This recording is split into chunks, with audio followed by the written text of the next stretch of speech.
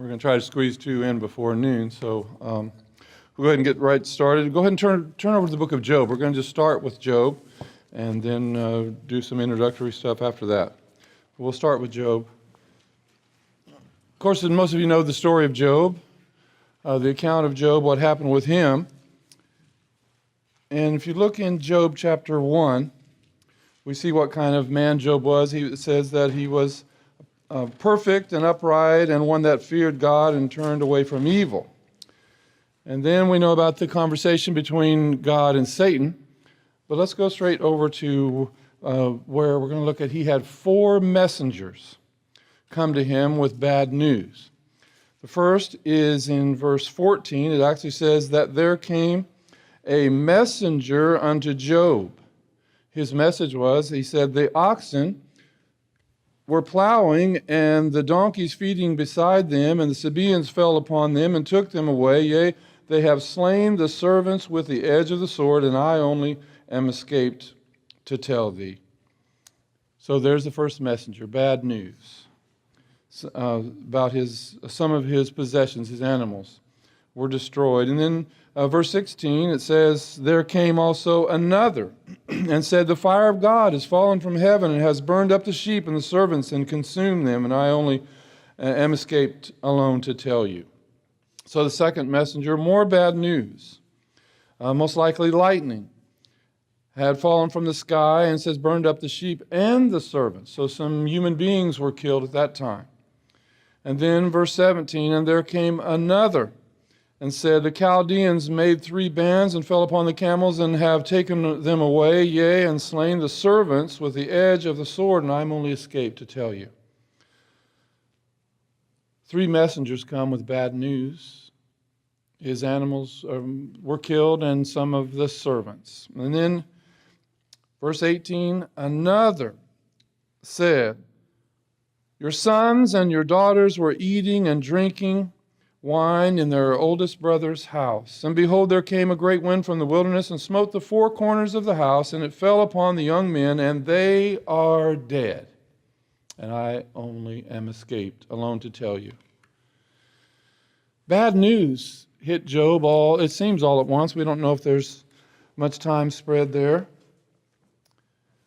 But sometimes maybe we don't really see the significance of how bad that was. How bad was that for Job to suffer in the way that he did?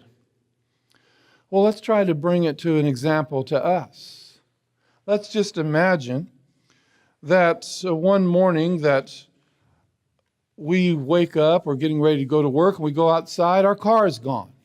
It's stolen. And we don't really know what to do, but somehow we try to get a ride, we go to work.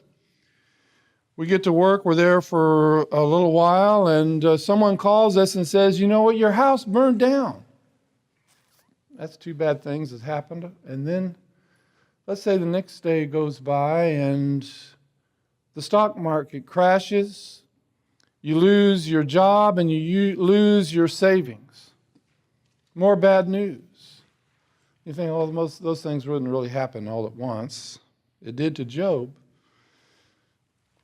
And then, because you don't have a job, you put your kids on the bus to go to school, and it's not too long later that you get a phone call, and he said there was a terrible accident. Your 2 children were killed in an accident. More bad news. How are you going to manage with that? That's disheartening, of course. And then about 2 weeks later, you have a doctor's appointment coming up, and then you see the doctor, and he tells you because of the test that you have taken, it has been determined that you have cancer, and we're going to have to go through treatments. We're going to have to give you treatments. That's a lot of bad news, and you might say, well, that's probably never going to happen, all those things like that, and that would be pretty bad. But if you can imagine those things happening like that, pretty much one right after another, you can kind of get the idea of what happened to Job. Job had it pretty bad, and what is he going to do? What would we do? Some people would blame God. God, why did you let that happen to me? Why did you let my children die like that? What am I going to do now? Well, look what Job said happened to Job. We know he didn't know about the conversations that God and Satan had. I'm not going to go over those right now. Verse 10 of chapter 2 says, "But he said unto her," after his wife said, he said, "Renounce," or she said, "Renounce God and die." And he said, "You speak as one of the foolish women speaks. What shall we receive good at the hand of God, and shall we not receive evil? In all this, Job did not sin with his lips." He didn't sin. He had some questions, of course, but he did not sin. We all deal with evil, pain, and suffering in the world. It exists in abundance, and there are many examples we can think of the massive shootings that have taken place recently in the last few years. We can think of acts of terrorism. We could even think of natural disasters that happen, and many people are killed, and we wonder, well, where's God in all of this? We think of all the disease and all the illnesses that maybe have touched loved ones or have affected our lives personally. Where is God in all of these problems? Why is there evil? Where's God when we need him? Why doesn't God do something? Why is there pain? Why is there suffering in a world that was created and governed by God?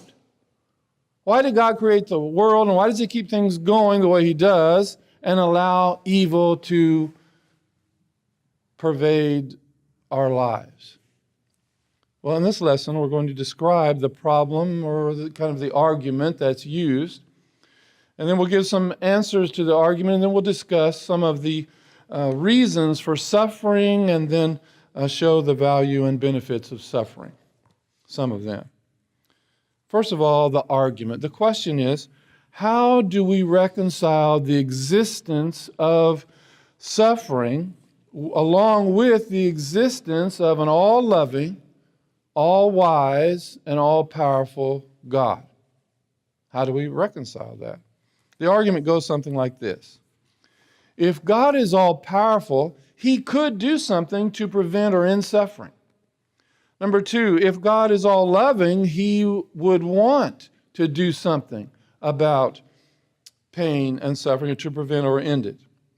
And number three, there is a tremendous amount of suffering in the world. And then, number four, the argument is, therefore, because of these things, therefore, God either is not loving or not all-powerful. So the atheist rejects that there is a God who could do something about suffering if he had the power, and he rejects that there is a God who would do something about suffering if he had the inclination. So he says God would do it if he wanted to, but he can't because he doesn't have the power or whatever, but they don't really believe in God at all. As far as he is concerned, suffering just is. That is, the atheist, it just is. It's a part of the life that we live in.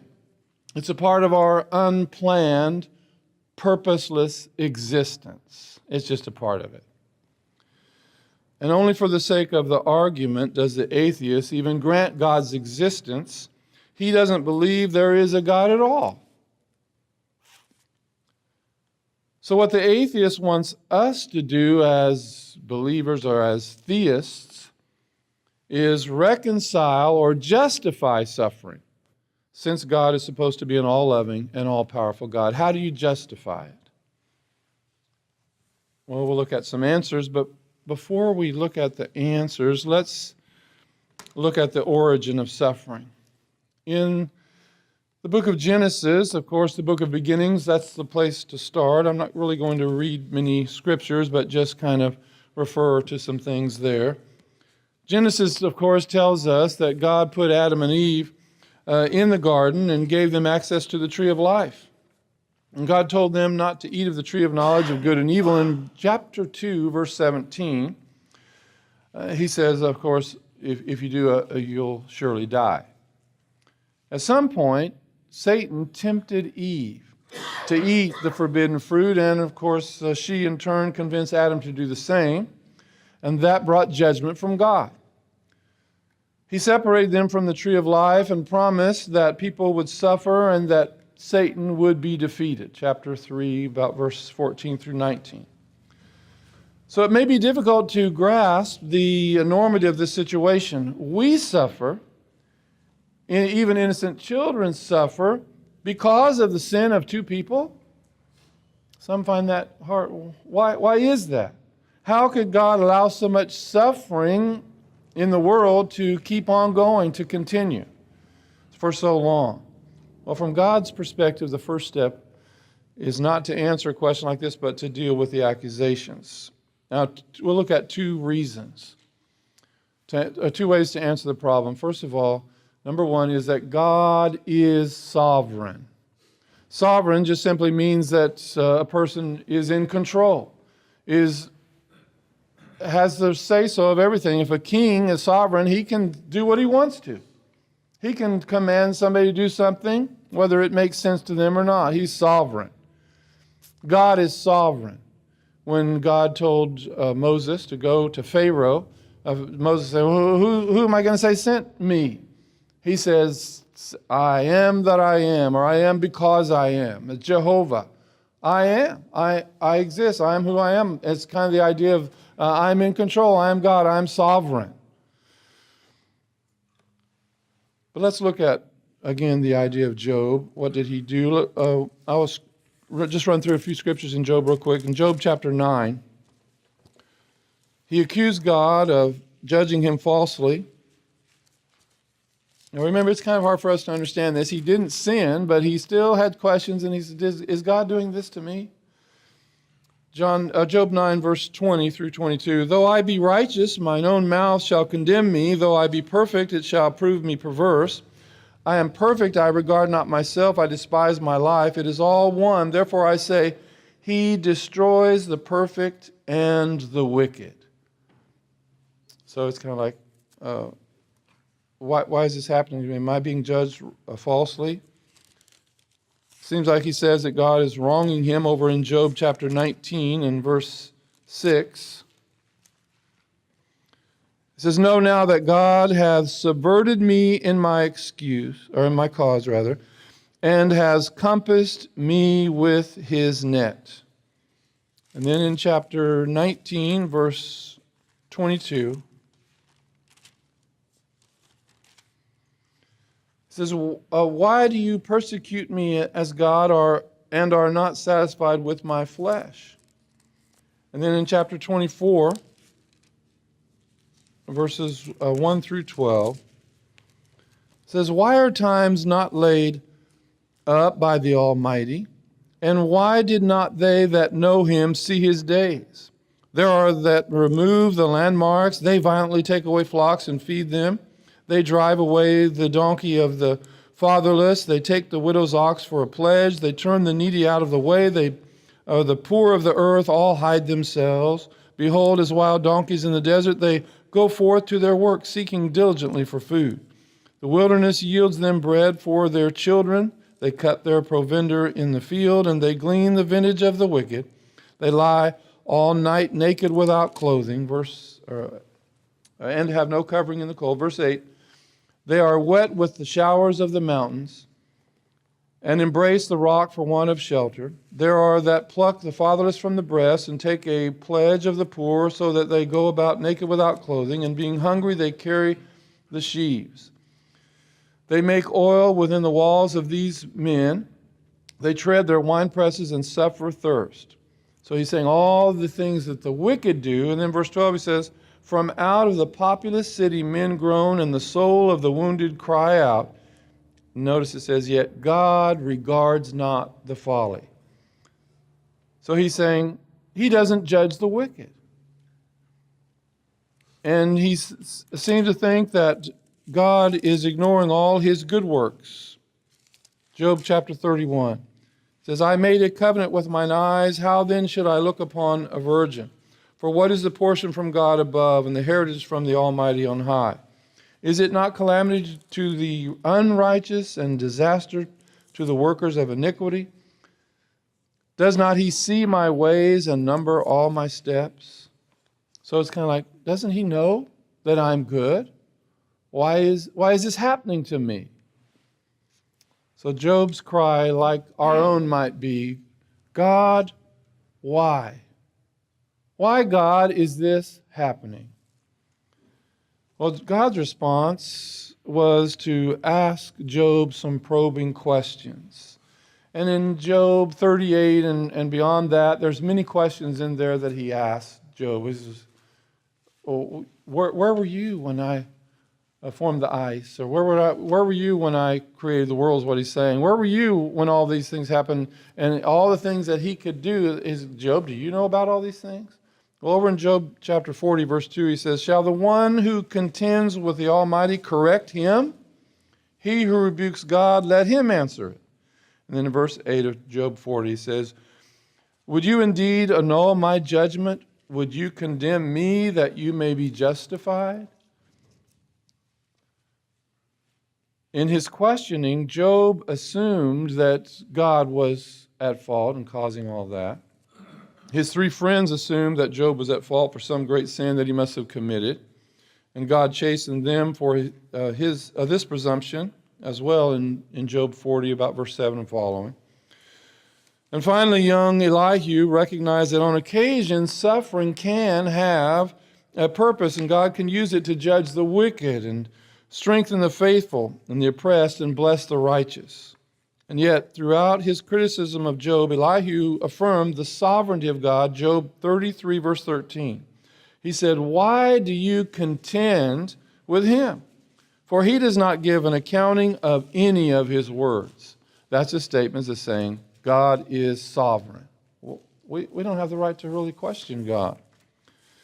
And over in the New Testament, Paul followed the same theme in Romans 9.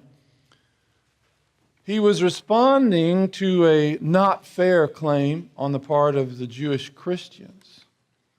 Apparently, some of them felt that they, as descendants of Abraham, merited a greater share in the inheritance of God's kingdom. So we should have more than the Gentiles. Look how long we have been faithful to you, God. Of course, as Paul pointed out in verse 8, it is the children of the promise, not the children of flesh. The spiritual Israel, those are the ones who are going to be blessed, so who were to be the children of God and therefore heirs of salvation. So he illustrated this with the example of Esau and Jacob, and some point out that Jacob's having a higher place than his older brother was an injustice. They were thinking, why is that? But God had a plan that did not take into account man-made customs of inheritance. To anyone who would accuse God of being unjust in this case, verse 14, Paul would remind them of God's sovereignty in verse 15, where he says, I will have mercy upon whom I will have mercy, and I will have compassion upon whom I will have compassion. And to us, what is he? Is he going to just pick who's he going to be good to? Is he just going to pick out randomly who are going to receive something that's not so good? Our duty is to do right, not to worry about what God is doing and why. But on returning to the original question concerning Gentiles, Paul pointed out that God had been working throughout history to bring about his mercy. And along the way, he suffered the obedience of Gentiles and Jews alike. Verse 22 says, God endured with much long suffering the vessels of wrath prepared for destruction. But by his teaching and the unveiling of a redemptive plan, God had made, verse 23, made known the riches of his glory on the vessels of mercy. So both Jews and Gentiles were vessels filled with iniquity, but God rescued those whom he called, and has filled them with his mercy. Verse 24. So God is merciful, and to us, he's sovereign, but we don't understand what's going on. So the first point is God is sovereign, but sovereign. The next one that goes along with that to answer that is God is just. So those two go together. He's sovereign, but at the same time, he is just. So he's not going to do anything that's unfair. Paul's comments about mercy lead us to that second response. Not only is God sovereign, but his mercy demonstrates that he is just. So mercy is revealed in God's plan John 3:16, of course. For God so loved the world that he gave his only begotten Son, that whosoever believes on him should not perish but have everlasting life.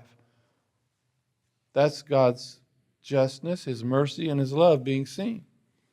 So even though God is sovereign, he is still just. Everything that he does is good, and everything he does is fair. God's goal is redemption. He does not wish that any perish, that any suffering come on us. He wishes that we are with him in heaven where there is no pain and suffering. That's what God really wants. Let's now look at Romans 3, verses 23 through 25, the first part of verse 25. It says, For all have sinned and fall short of the glory of God, being justified freely by his grace through the redemption that is in Christ Jesus, whom God set forth as a propitiation by his blood through faith. Propitiation just means a substitutionary sacrifice. So by justifying us, God shows that he is just. By making us righteous, he shows that he is righteous. But the only way we're made righteous is by our obedience. When we obey, we're made righteous. That means we're considered just as if we had never sinned. So often we think of God's justifying us, but here we see that God's justness is revealed to us at the same time. This was not so evident to the people of the Old Testament. They lacked the clear testimony of Christ's sacrifice on the cross. They didn't know about all that. But the book of Romans confirms, therefore, we have no right to complain against God, and when we do, we expose ourselves as disobedient. God is under no obligation to give us an intellectually satisfying answer to the problem of evil, but he expects us to trust him in spite of this. God's sovereignty is not to be questioned in connection with the problem of evil. It is rather to be underscored. So God's word, his truth, is altogether reliable. We can rely on his truth and his goodness. God is not unjust, but he is holy, just, and good. Well, God is all good, he's all powerful, and yes, there is an abundance of suffering in the world. People have struggled with that dilemma, or the apparent dilemma, throughout the ages. But sometimes we may try to vindicate God by presuming to know his mind, but God says in Exodus 33:19, Romans quotes this, he says, I will be gracious to whom I will be gracious, and I will have compassion upon whom I have compassion. So in summing that part up then, God is sovereign. There's nothing wrong with asking why questions, but when they turn into accusations, we're challenging his sovereignty. And given the tremendous amount of suffering in the world, could we not assume that God is sovereign, but some sort of malevolent being? No, not at all. Christ's willing sacrifice on the cross has shown that God is just. So in answer to the question about, well, how can there be an all-powerful, all-loving God and then suffering in the world, we say, well, God is sovereign, but he is just at the same time. So there's a reason for everything. We may not know all the reasons, but now let's look at some of the specific reasons for suffering. In considering reasons, we must realize that suffering is ultimately man's responsibility. It was not God's will that human beings be miserable.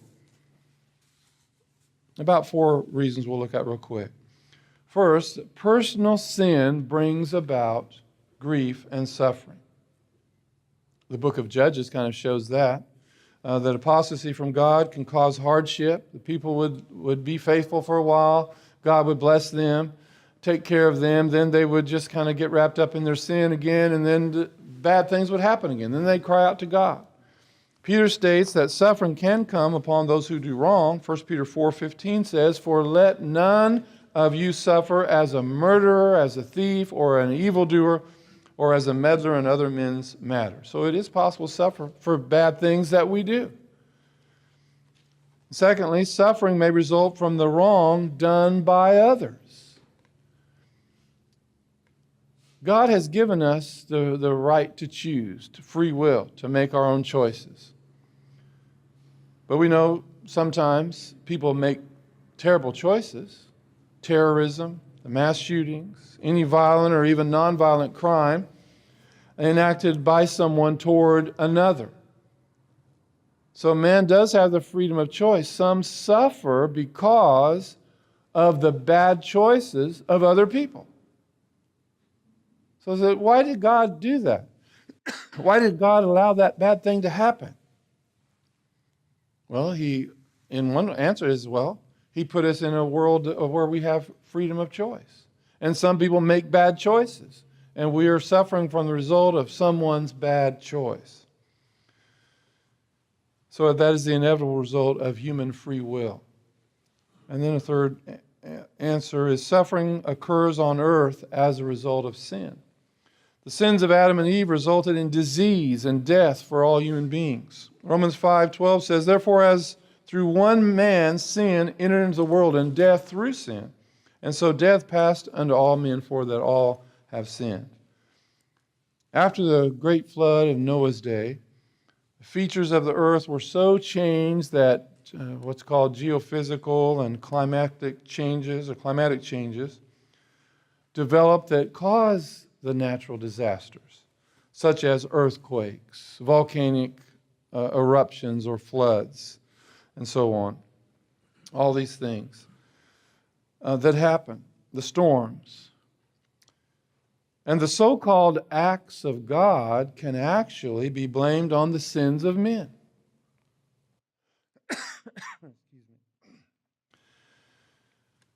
So when some say, well, that's an act of God, well, did God really just make that happen?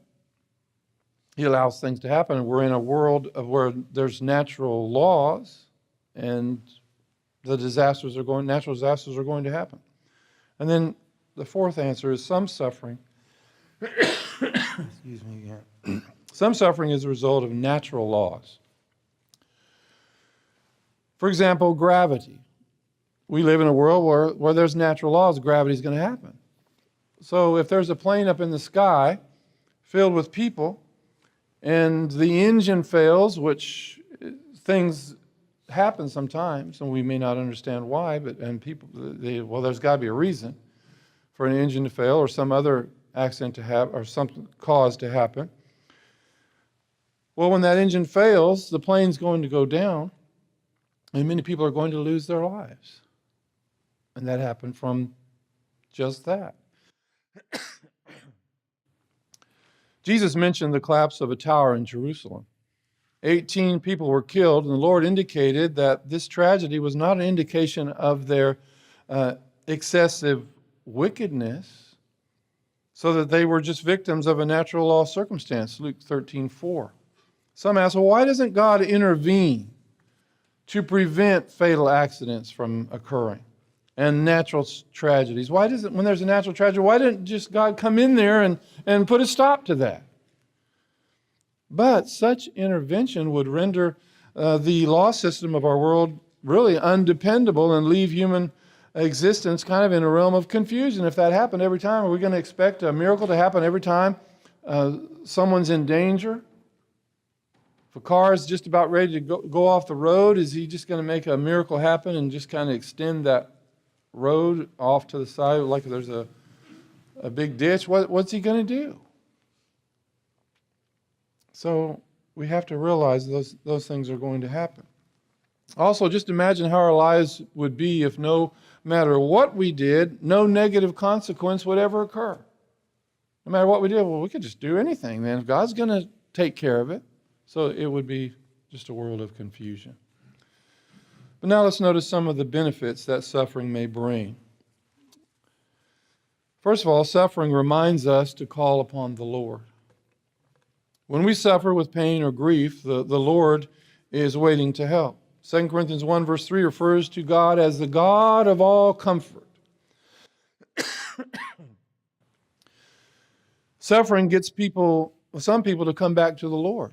Sometimes people pull away from the Lord and they just kind of think they're good enough on their own, but then something bad happens to them and start suffering. They realize they do need the Lord. And they realize what will happen if they continue as they are.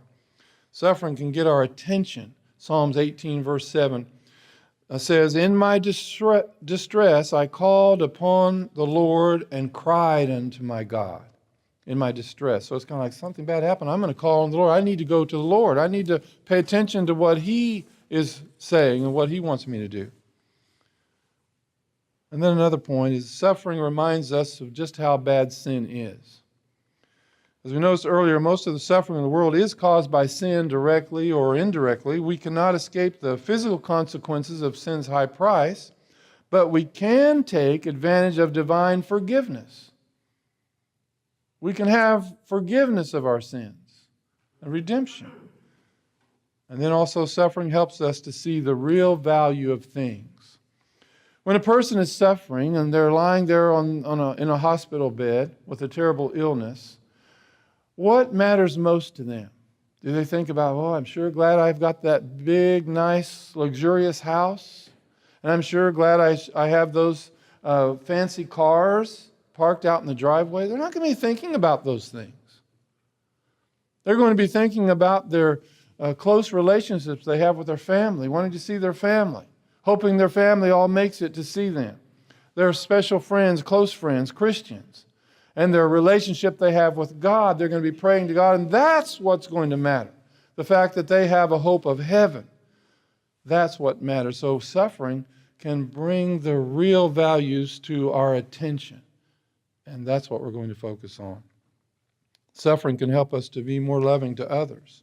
When we have experienced pain and grief, and we're more likely to be understanding in situations that for other people that they need help. So we need to realize that it's valuable for that. When you have a problem that is in your life and you need to talk to somebody about it, you kind of wonder, who am I going to go to? Someone that has experienced something like I'm experiencing. So we go to people like that, and when we've experienced something, sometimes you hear people talk about, well, this bad thing happened to me. I want to help others who are in this situation.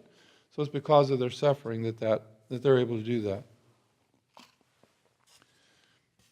And suffering reminds us that this world is not our home, that this is not all there is. We have something better. These things are bad that are happening to us, and we're going to have to deal with all these things, but this is not the end. For Christians, we're just passing through. Heaven is not my home. I'm just a passing through. And we realize that if everything were just so good here, no suffering, we probably wouldn't be looking forward to a better place, heaven. In Hebrews 11, verses 13 through 16, it refers to those who were looking for Abraham and others, looking for a better country, that is, a heavenly one. In Romans 8, verse 18, Paul says that the sufferings of this present time are not worthy to be compared with the glory which shall be revealed to usward. The sufferings, you can't even compare it. We have to go through sufferings, but it's going to be so much better. We just can't even hardly imagine that. And then also, the last point, suffering helps prepare us for eternity in heaven. 1 Peter 1, 6 and 7 says, now for a little while, if necessary, you have been distressed by various trials, that the proof of your faith, being more precious than gold, which is perishable, even though tested by fire, may be found to result in praise and glory and honor at the revelation of Jesus Christ. So from what we have seen here about suffering, we know that it exists. We know that evil is in the world. And what we can learn and conclude that just because there is suffering and evil in the world, it does not prove that there is no all-powerful, all-knowing, and all-loving God who is responsible for and in control of it all. It doesn't prove that at all. It actually helps prove the case for God.